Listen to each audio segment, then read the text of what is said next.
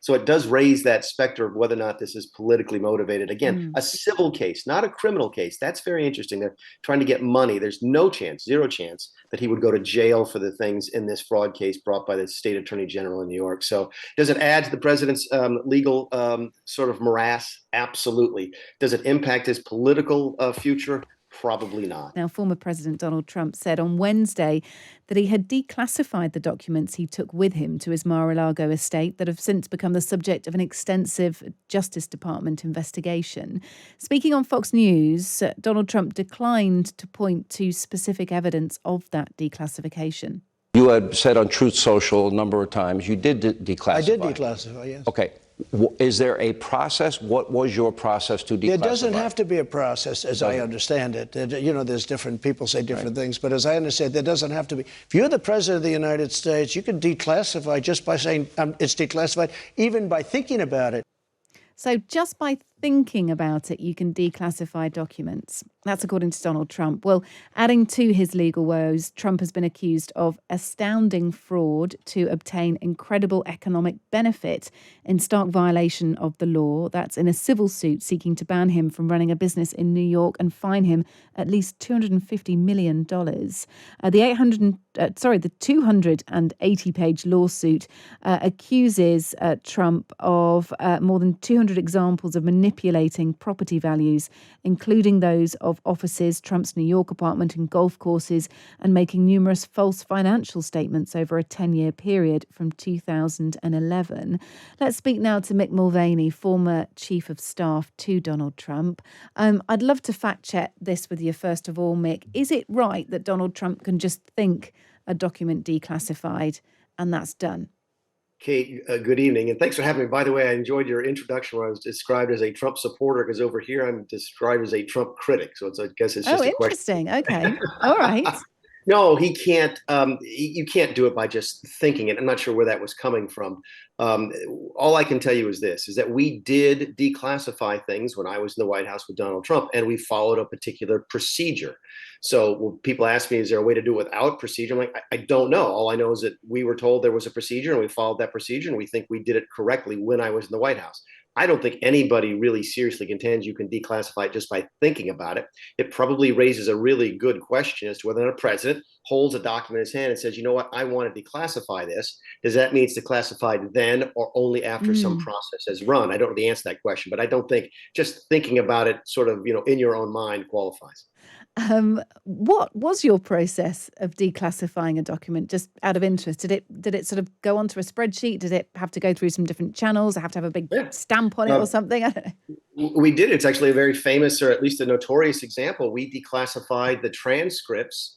They're not really transcripts. They were close to transcripts. They weren't verbatim of the conversation with President Zelensky that gave rise to the first impeachment. And to declassify, that's a classified document, okay? And to declassify that, we had to involve the White House lawyers. There's actually an entire team of people devoted to document retention in the White House called the Staff Secretary's Office. They would be involved with it, and they would tell the intelligence community, including, say, the State Department, the CIA, etc. Again, I don't know if it's declassified as soon as he says it is, and then we just do the process afterwards, or if it's after the process. But again, I don't think anybody seriously contends you can think about it privately in your own mind and have that be effective. Yeah, interestingly, Katie, go on. Kate, I apologize for interrupting, but the judge today, in this special master case, the judge who's reviewing all the documents, has told the Trump team it's time to put up or shut up on that, as we say in the country, that stop saying you declassified it. If you want to make the defense that you declassified it, let's see the evidence. Otherwise, I'm going to ignore that from here on out.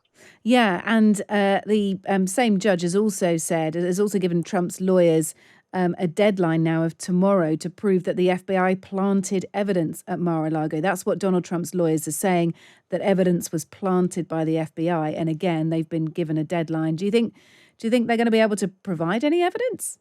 Listen, the interesting part about it, who knows, right?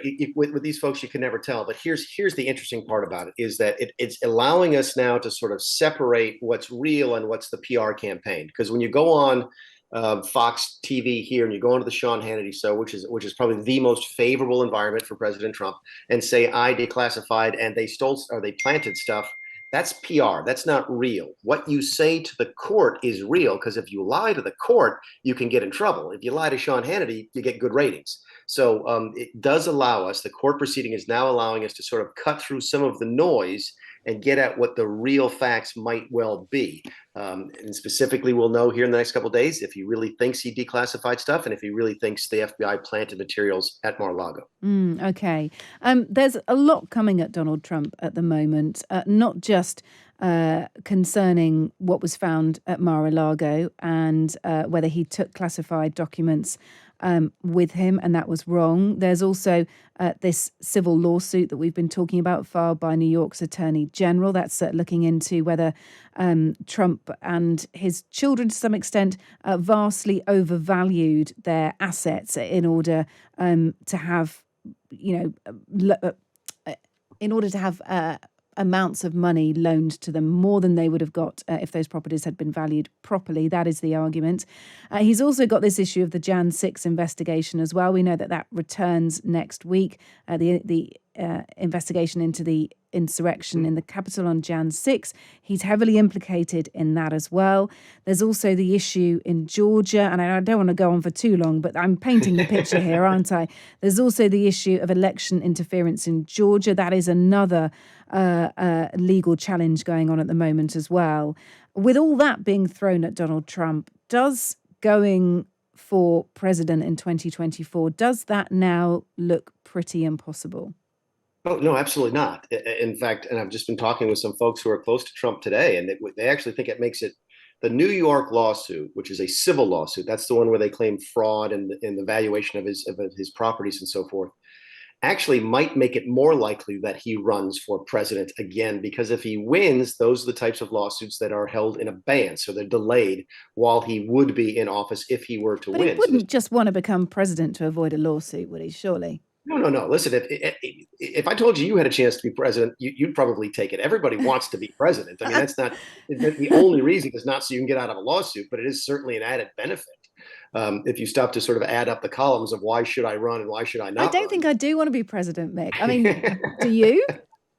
Kate, you're probably not old enough. You have to be 35 years old to do this. Oh dear, definitely not. Definitely not. But the New York lawsuit is really quite interesting for a variety of reasons. You mentioned the January 6th, and that's sort of a bifurcated investigation. There's the political investigation that Congress is doing, and then there's the very real criminal. There's the DOJ one as well, right? The DOJ, and that is deadly serious. The Georgia investigation also seems to be criminal as well.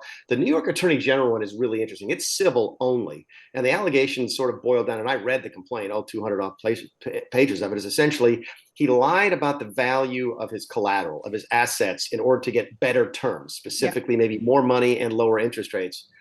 But when you dig down into it, he paid it all back. In fact, he paid some of it back ahead of schedule. So it's got a lot of people scratching their heads here saying, who are the victims of this? Yes, he paid lower interest rates than he should have, and you shouldn't lie about stuff, but banks aren't complaining about it. If he had gone bankrupt, if he hadn't paid off the debt, the banks themselves could say we were defrauded out of the money. Still obtain the money fraudulently. So it's kind of immaterial that he paid it back or not, right? He still obtained it under false means. That's the allegation.